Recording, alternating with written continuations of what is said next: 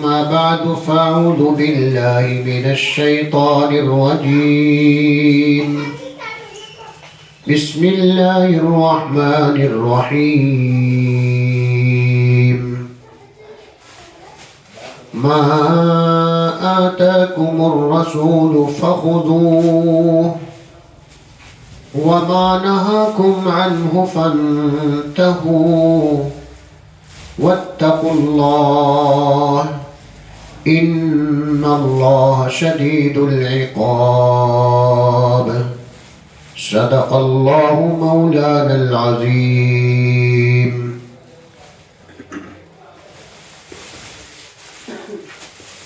تمام ٹیچرز، بھائی بہنیں اور ہونہار سبھی پیارے بچوں،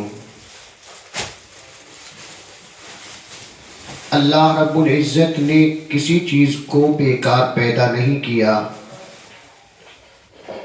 ہر چیز کے اندر کوئی نہ کوئی مصلحت ضرور ہے. بندوں کی عقل محدود ہے، اسے ساری بات سمجھ نہیں آ پاتی، مگر اللہ رب العزت ہر چیز کا خالق و مالک ہے. وہ ہر چیز کی حکمتوں کو بھی خوب اچھی طرح سے جانتا ہے. انسان کی پیدائش کا مقصد ہے عبادت الہی. خود اللہ رب العزت انسان کو اس کی پیدائش کا مقصد اپنے مقدس قرآن کے ذریعے سے سمجھاتا ہے، اور اللہ کہتا ہے کہ افحسبتم انما خلقناکم عبثا وانکم الینا لا ترجعون. کیا تمہارا یہ گمان ہے کہ تم بیکار پیدا کر دیے گئے ہو اور تمہیں پلٹ کر ہمارے پاس نہیں آنا ہے؟ یعنی اللہ بتا رہا ہے بندو، آج تم دنیا کے اندر چل رہے ہو، پھر رہے ہو، جیسے بھی تمہارے کرتوت ہوں گے، اچھے ہوں گے یا برے ہوں گے، جو بھی ہوں گے، اللہ سب کچھ جاننے والا ہے اور تمہیں اللہ کے پاس لوٹ کر جانا پڑے گا. اللہ پاک تمہارے کاموں کی تمہیں خبر دے گا.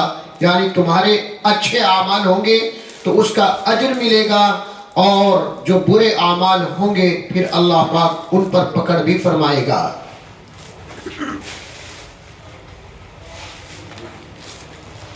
کچھ حقوق اللہ نے اپنے رکھے، جیسے نماز، روزہ، حج، زکوٰۃ. اسی طرح سے کچھ حقوق اللہ نے بندوں کے بھی رکھے ہیں جن کو حقوق العباد کہا جاتا ہے. اور خاص طور سے جن بندوں کا آپسی تعلق ہوتا ہے ان کے حقوق کی رعایت کرنا یہ بے انتہا ضروری ہے. ماں باپ کے اوپر بچوں کے حقوق ہے، اور بچوں کے اسی طرح سے ماں باپ پر حقوق ہوتے ہیں. ٹھیک اسی طرح سے میاں بیوی کا رشتہ اللہ نے بنایا، مرد پر عورتوں کے حقوق، اسی طرح سے عورتوں پر مردوں کے حقوق بھی اللہ نے بتائے ہیں. مگر آج ہماری جہالت یا بے دینی یا ناسمجھی، کچھ بھی اس کو نام دیجئے، ہم جس وجہ سے آج ایک دوسرے کے حقوق کو نہیں پہچان پاتے.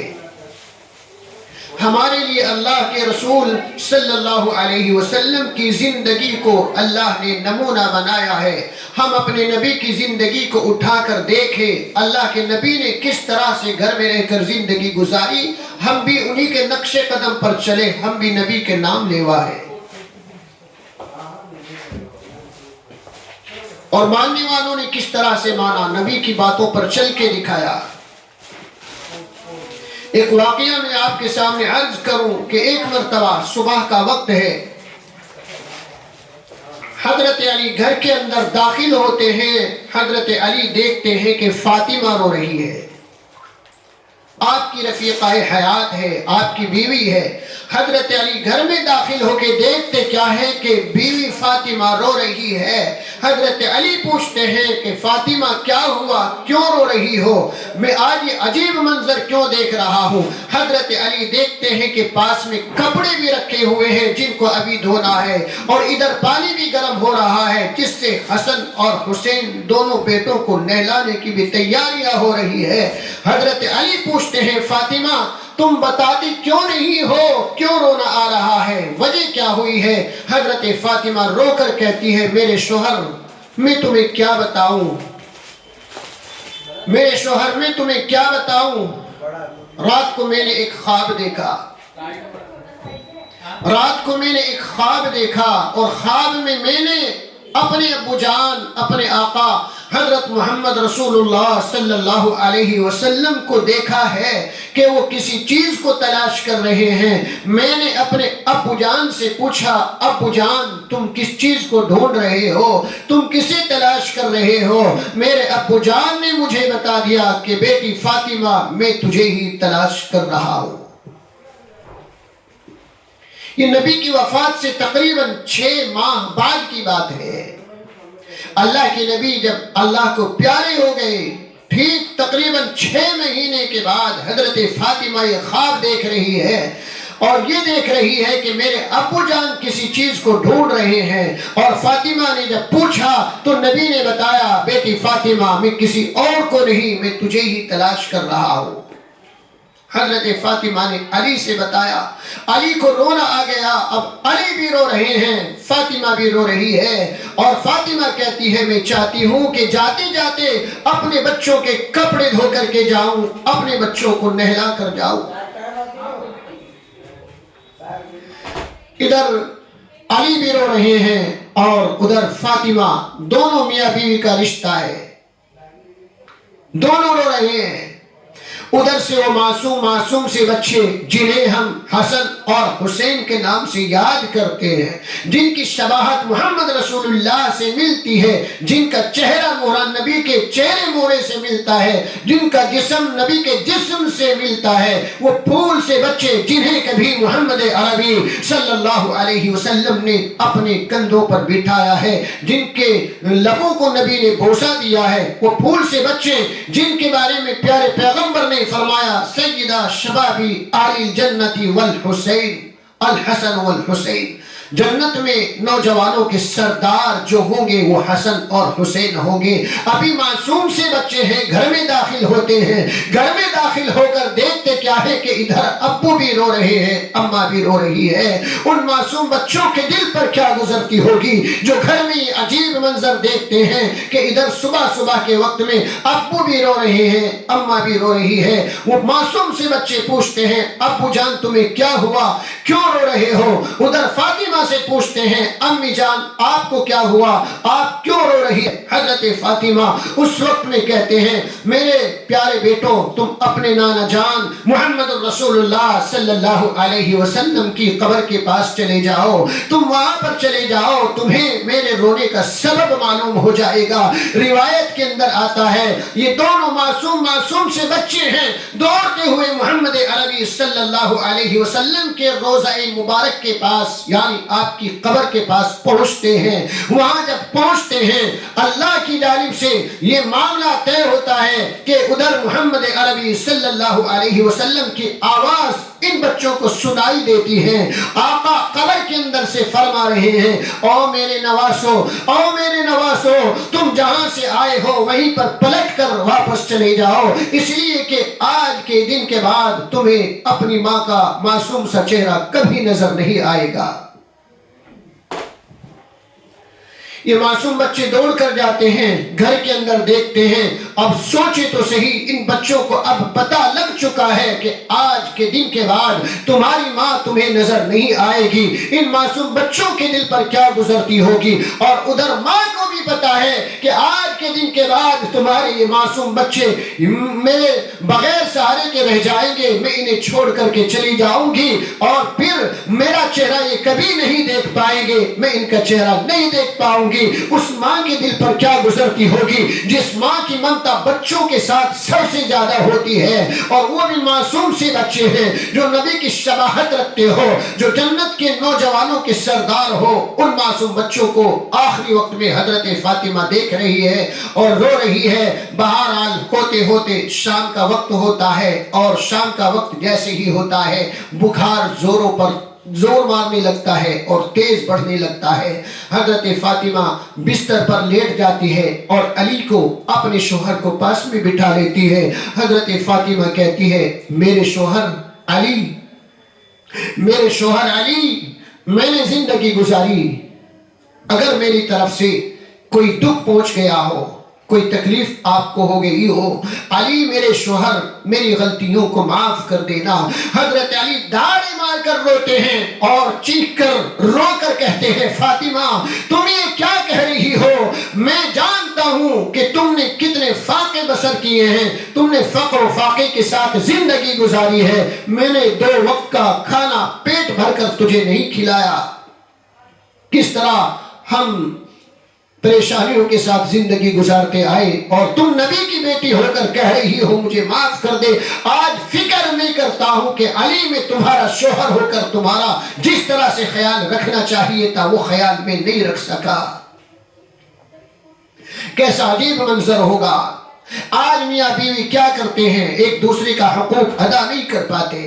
خاص طور سے عورتوں کو چاہیے کہ اپنے مردوں کا لحاظ رکھے، ان کا خاص طور سے اس روایت کو بھی یاد رکھے جس کے بارے میں نے پہلے بھی ذکر کیا تھا۔ اللہ کے نبی نے بتایا عورت کو اگر میں حکم دیتا سجدہ کرنے کا تو میں عورتوں کو حکم دیتا کہ دوسروں کو چھوڑ کر، نبیوں کو چھوڑ کر، ولیوں کو چھوڑ کر، صحاباؤں کو چھوڑ کر، قطب ابدالوں کو چھوڑ کر اگر سجدہ کیا جاتا تو فرمایا میں حکم دیتا تو عورت سے کہتا کہ اپنے شوہروں کو سجدہ کیا کرے۔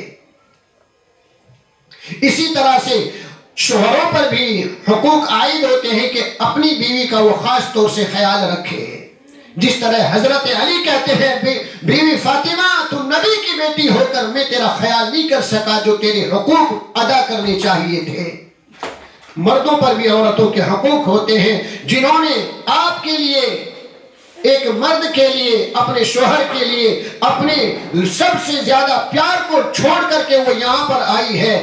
باپ کا پیار کسے نصیب ہوتا ہے، ماں کا پیار کتنا پیارا پیار ہوتا ہے، بھائی کی ممتا کس قدر ہوتی ہے۔ ایک بیوی بن کر جب وہ گھر سے رخصت ہو رہی ہے، بھائیوں کو بھی چھوڑ کر آتی ہے اور والدین کو بھی چھوڑ کر کے آتی ہے۔ اب شوہر کو چاہیے کہ اس کے لیے سب کی جگہ اب تیرے پاس ہونی چاہیے، سب کا پیار تیری جانب سے اسے ملنا چاہیے، نہ کہ ان کے ساتھ مار پیٹ کی جائے، نہ کہ انہیں ستایا جائے۔ جس طرح سے سب کو چھوڑ کر آئی ہے، آپ کو ان کے کھانے کا، پہننے کا، ان کے رہنے کا سارے انتظامات کرنا یہ آپ کے اوپر فرض ہے۔ شریعت کہہ رہی ہے جیسا تم کھاؤ گے ویسا ہی بیوی کو کھلانا بھی تمہارے اوپر لازم اور ضروری۔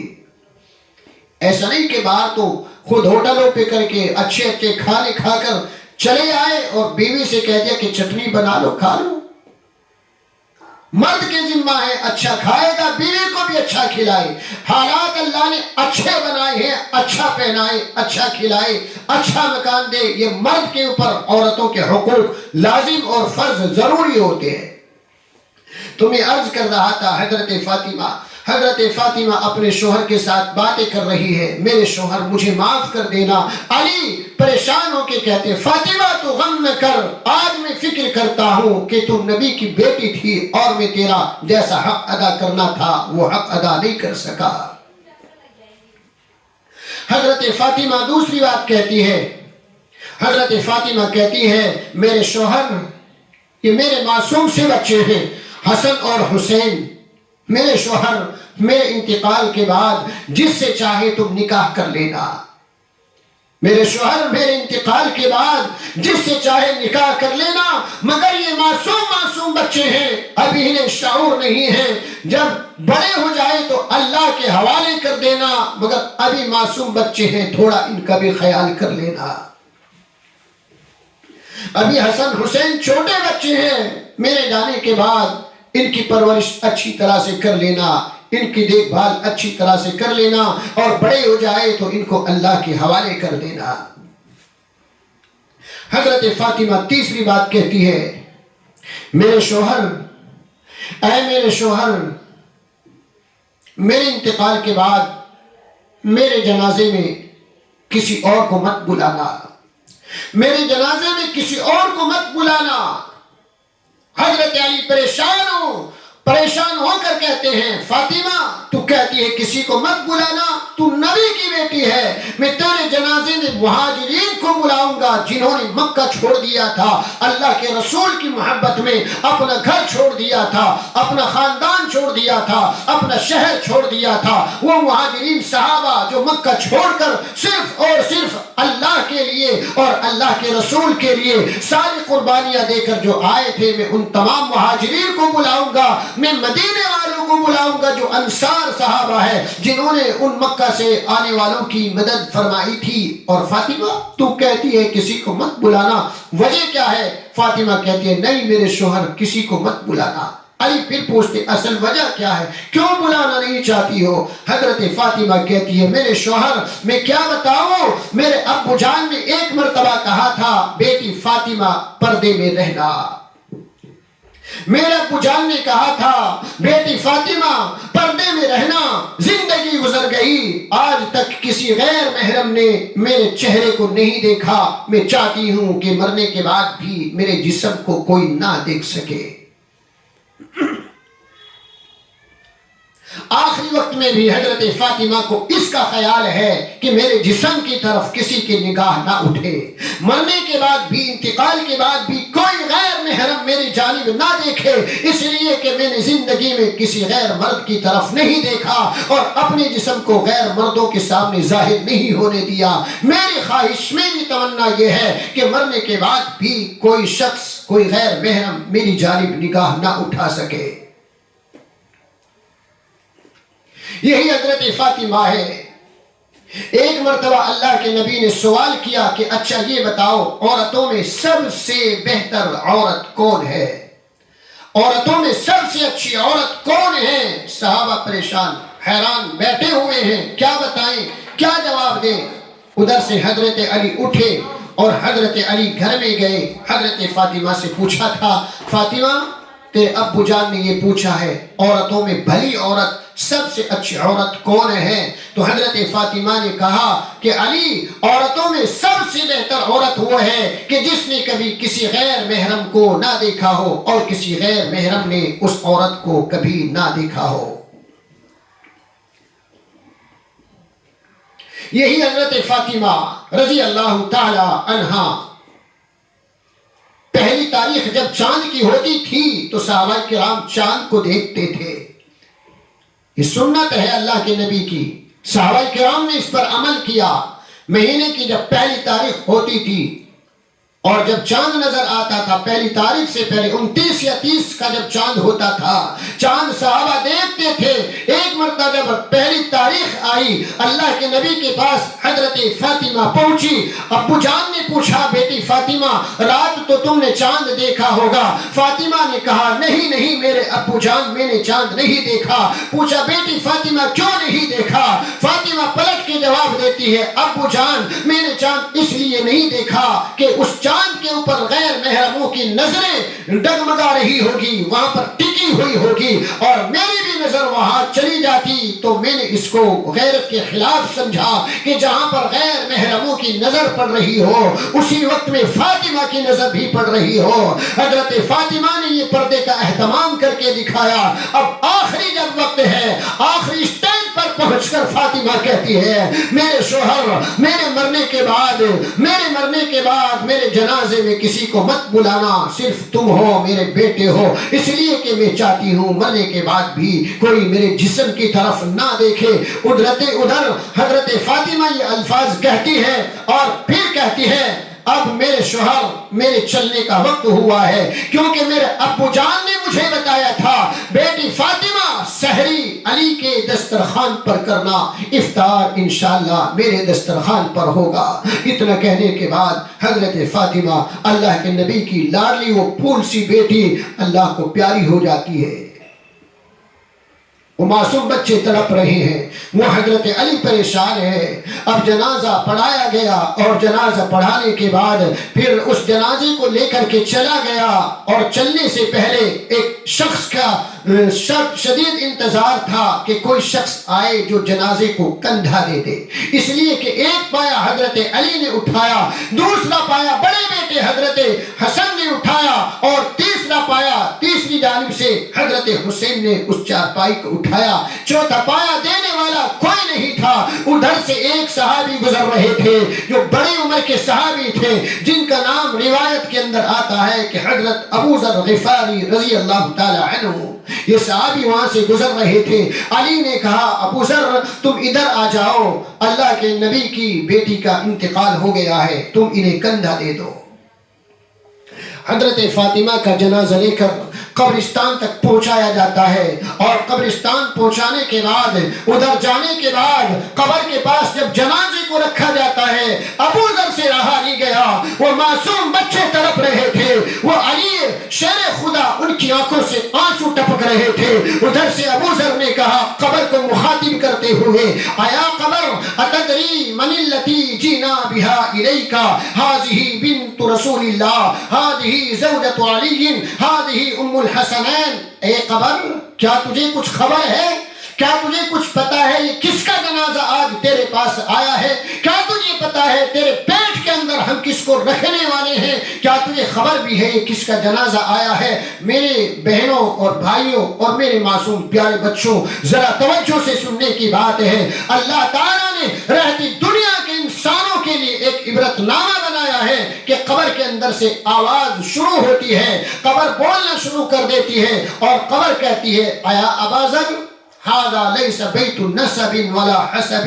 اے ابو ذر یہاں آنے کے بعد خاندان مت گنواؤ، یہاں آنے کے بعد رشتے مت گنواؤ، یہاں آنے کے بعد یہ مت بتاؤ کون ہے، کس کا لخت جگر ہے، یا کس کی بیٹی ہے، کس کا بھائی ہے، کس کی بہن ہے۔ یہاں تو یہ بتاؤ دنیا میں رہتے ہوئے محمد عربی صلی اللہ علیہ وسلم کی باتوں کو مان کر کون آیا، شریعت کو مان کر کون آیا، شریعت کے اوپر عمل کر کے کون آیا، اللہ کے حکموں کو پورا کر کے کون آیا، اور کون اللہ کے حکموں کو توڑ کر آیا۔ یہاں خاندان اور رشتے گنوانے سے کام نہیں چلے گا۔